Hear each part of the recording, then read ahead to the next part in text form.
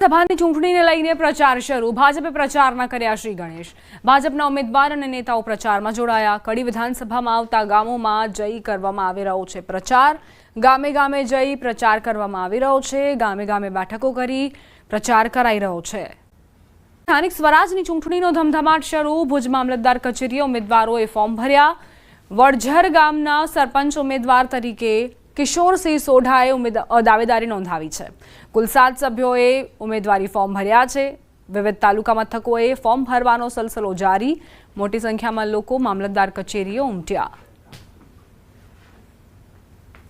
ભુજ મામલતદાર કચેરીએ ઉમેદવારોએ પોતાની ઉમેદવારી નોંધાવી છે. વિવિધ તાલુકા મથકોએ ફોર્મ ભરવાનો સલસલો યથાવત જોવા મળી રહ્યો છે. ચૂંટણીમાં માહોલ કચ્છમાં સ્થાનિક સ્વરાજની ચૂંટણીનો ધમધમાટ તેજ થયો છે. ત્યારે ઉમેદવારો પોતાની ઉમેદવારી નોંધાવવા ભુજ મામલતદાર કચેરીએ પહોંચ્યા હતા. જોઈતા ગામની કમાન લોકોએ મહિલાઓને સોંપી. ચૂંટણી સમરસ કરી અનોખું ઉદાહરણ પૂરું પાડ્યું. ચૂંટણી આવતા ગામમાં ઝઘડા થતા હોય છે, પરંતુ બનાસકાંઠાના વડગામ તાલુકાના જોઈતા ગામે એકતાનું ઉત્તમ ઉદાહરણ પૂરું પાડ્યું છે.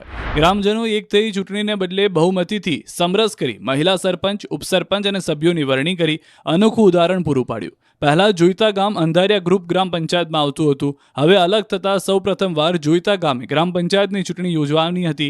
સામાન્ય સ્ત્રી સીટ હોવાથી સમગ્ર જોઈતા ગ્રામજનોના સાથ અને સહકારથી જોઈતા ગ્રામ પંચાયતને સમરસ કરાય. સમગ્ર ગ્રામજનો દ્વારા મહિલાઓને સરપંચ, ડેપ્યુટી સરપંચ અને મહિલા સદસ્યોની વરણી કરતા સમગ્ર ગામમાં ખુશી છવાય. મહિલાઓને સુકાન સોંપી જોઈતા ગામનો વિકાસ થાય તેવી ખુશી વ્યક્ત કરી. મહિલા સરપંચ મંજુલાબા ચાવડાએ ખાતરી આપી કે ગામના વિકાસની સાથે સાથે ગામની એકતા અને ભાઈચારા સાથે રહીને ગામના વિકાસના જે કામો બાકી છે તે પૂરા કરશે.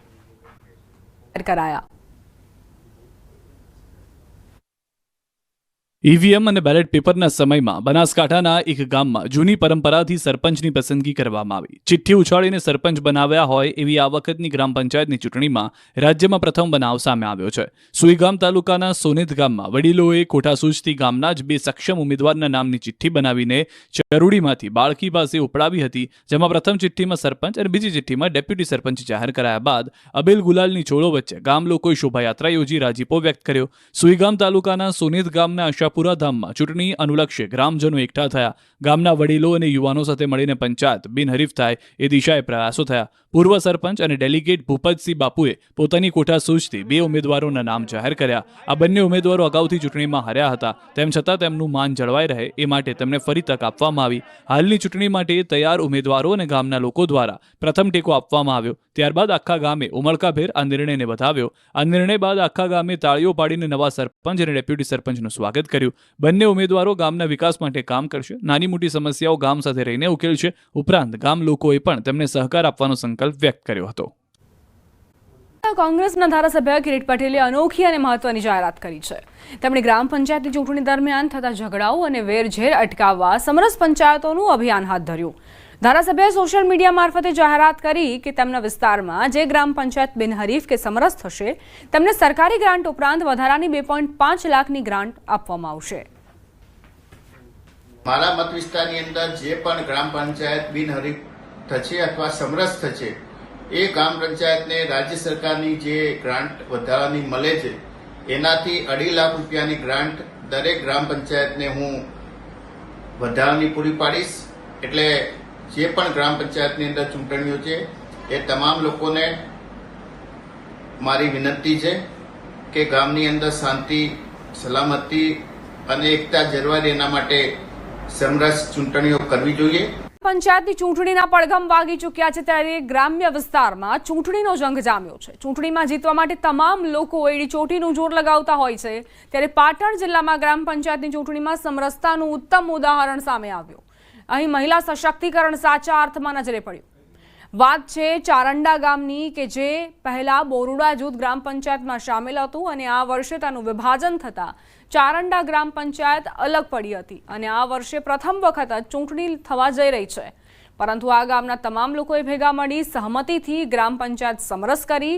સરપંચ સહિત 8 મહિલા સભ્યોને બિનહરીફ કર્યા. ફક્ત સરપંચ અને ઉપસરપંચ નહીં પરંતુ ગ્રામ પંચાયતની આખી બોડીમાં મહિલાઓનો સમાવેશ કરાયો છે.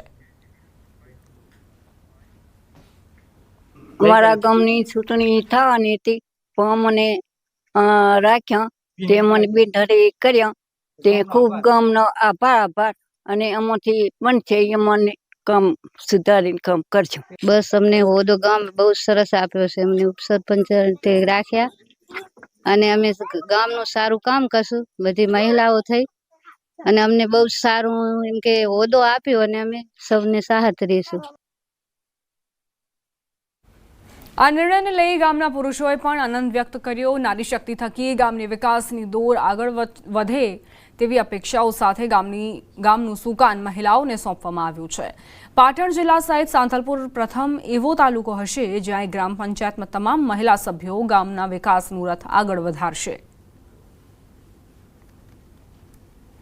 બિનહરીફ સરપંચ શરૂઆત અમારે બુરુડા જૂથ પંચાયત હતી, પછી અમે અલગ પંચાયત કરીને પહેલો દાખલો બેસાડી અને એમાં 8 સભ્ય અને 9માં સરપંચ. 9 મહિલા સશક્તિકરણ સરકારશ્રીએ જે નારી શક્તિને આગળ લાવવાની વાત કરી હતી એને અમે સાર્થક કરી બતાવી. સરકારનો ઉદ્દેશ હતો 50%, અમે 100% કરી બતાવ્યો છે અને સરકારશ્રીની વિનંતી અમે સારામાં સારું કાર્ય કરશું. ગઈ ટ્રમમાં જૂથ પંચાયત હતી પણ આ ટ્રમમાં અલગ પંચાયત થવાથી નારી લક્ષ્મીનું સરકારશ્રીની નીતિઓની નારી પ્રત્યેની જે નીતિઓ છે એને અમે ગામે સ્વીકારી અને નારી શક્તિને આગળ કરી અને મહિલાઓને વહીવટ આપ્યો. સરકારનું મૂળ 50% હોય પણ અમે 100% ગામના લોકો બધા મળી આખા ગામના સાથ સહકાર લઈ અને આખી પંચાયતની બોડી મહિલાઓના હાથમાં આપે છે. ગામનો આભાર ખૂબ 18 વર્ણનો ખૂબ આભાર અને ગામની એકતાથી એમ બિનહરીફ ચોટ્યા. બુરુડા જૂથ પંચાયત હતી, પહેલી વાર અમારે પંચાયત અલગ પડીને આવીને 9 મહિલાઓના બિનહરીફ સરપંચ વરણી કરેલ છે પૂરા ગામે સાથ સહકારથી. અને એવો અમે દાખલો બેસાડવા માંગીએ છીએ કે 50% મહિલા હતી પણ 100% મહિલાના હાથમાં શાસન આપવા માંગીએ છીએ.